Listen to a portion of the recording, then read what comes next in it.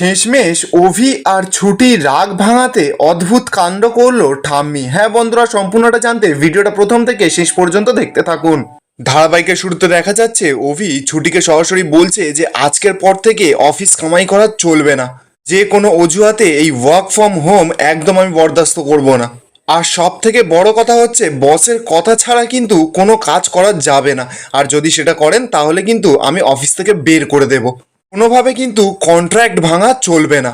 ছুটিতে এবার কাঁদতে কাঁদতে অভিকে বলছে যে এই পৃথিবীতে তো আপনিই একমাত্র শুধু জানেন যে ছুটি একমাত্র একটাই মিথ্যা কথা বলেছে, সেটা হচ্ছে বিয়ে নিয়ে।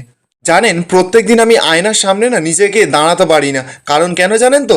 আমি শুধুমাত্র এই মিথ্যে কথাটা বলেছি বলে। আর আপনি আমার সেই দুর্বলতা, সেই সংকোচটা এক ফোঁটাও বুঝলেন না। সারাক্ষণ শুধু কন্ট্রাক্ট কন্ট্রাক্ট আর কন্ট্রাক্ট করে যাচ্ছেন আমার চোখের সামনে। ছুটিতে এবার চোখের জল মুছে বলছে যে আচ্ছা আপনি একটা কাজ করুন, আপনি না আমাকে বের করে দিন। আপনি তো শুধুমাত্র কন্ট্রাক্টের পেছনেই ছুটে যাচ্ছেন, আমার ইচ্ছে অনিচ্ছে কিচ্ছুর তো দাম নেই আপনার কাছে। সারাক্ষণ না ঘরে বাইরে আমি আপনার দাসত্ব খাটতে পারবো না, তাই জন্য আমি আমার মুক্তির পথ চাই। আমি না সত্যি এবার একটু মুক্তির পথ চাই। অভি তখন সরাসরি ছুটিকে জানিয়ে দেয় যে আপনি কোনো মুক্তির পথ পাবেন না।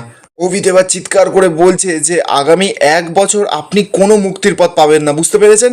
আর এই 1 বছরটা হয়ে গেলে না যেদিকে খুশি আপনি চলে যাবেন, আমি একবারও আটকাতে চেষ্টাও করব না।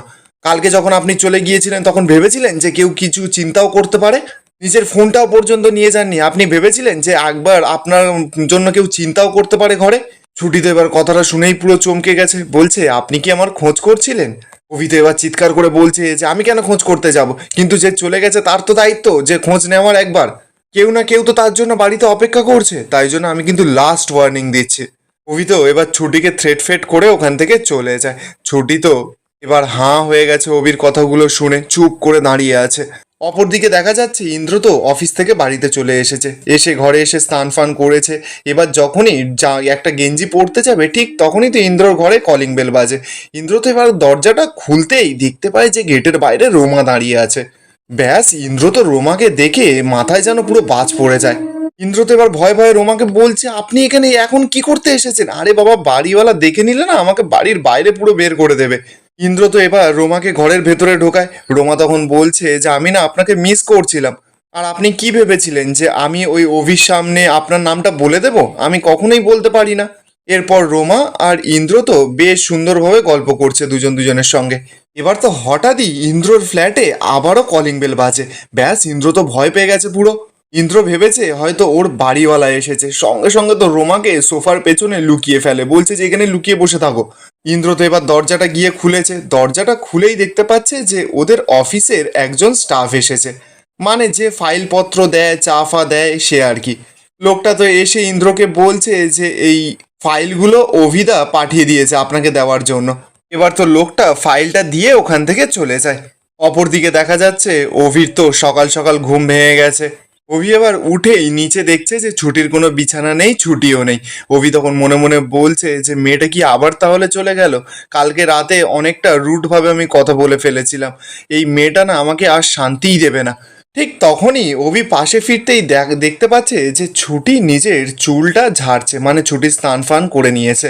অভি তো এবার ছুটির দিকে এক দৃষ্টিতে তাকিয়ে আছে, ওর তো খুব ভালো লাগছে। অভি তো এবার ছুটির সঙ্গে কথা বলার চেষ্টা করছে, কিন্তু ছুটি তো রাগমাগ দেখিয়ে ওখান থেকে চলে যায়। অপরদিকে দেখা যাচ্ছে জয় তো জ্যোতির্ময়ের সঙ্গে কোথাও যেন একটা যাচ্ছে গাড়িতে করে।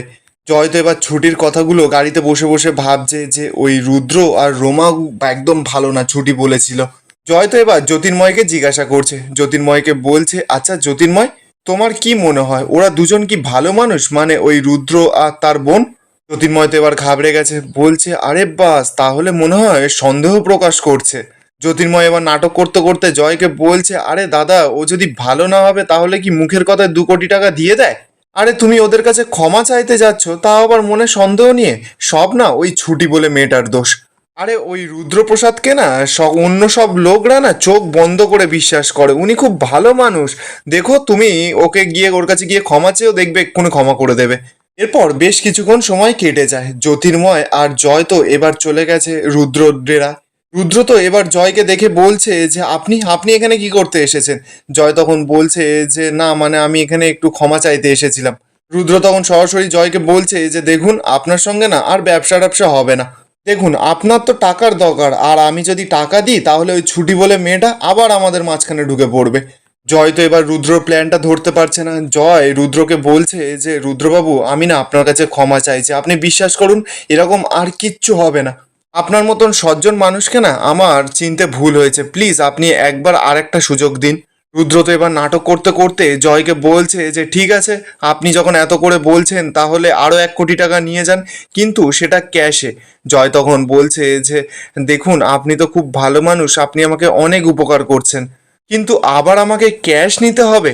রুদ্র তো এবার ডায়লগ দিচ্ছে, বলছে আপনি একদম চিন্তা করবেন না, আমার কাছে শুধু ক্যাশই পাওয়া যাবে, কিন্তু আপনি আমার ওপর চোখ বন্ধ করে ভরসা করতে পারেন। আমি না তবে আপনার ভালোর জন্য একটা কথা বলতে পারি, আপনি কিছু মনে করবেন না তো? ওই ছুটি বলে মেয়েটা না একদম ভালো নয়। যে মেয়ে নিজের শ্বশুরের ভালো চায় না সে মেয়ে কী করে ভালো হয় আমি তো জানি না। তাই ওকে অনেক টাকা দিন, ওদের মধ্যে না ডিভোর্সের ব্যবস্থা করুন, দেখবেন আপনি আপনার পরিবার সকলে খুব ভালো আছেন, খুব সুখে আছেন। জয় তো এবার কথাটা শুনেই পুরো চমকে যায়। জয় তখন থতমত খেয়ে বলছে যে আচ্ছা ঠিক আছে আমি আপনার কথাটা মাথায় রাখবো। জয় তো এবার ওখান থেকে টাকাটা নিতে চলে যায়। অপরদিকে দেখা যাচ্ছে ছুটি তো রান্নাঘরে চা বসিয়ে দিয়েছে।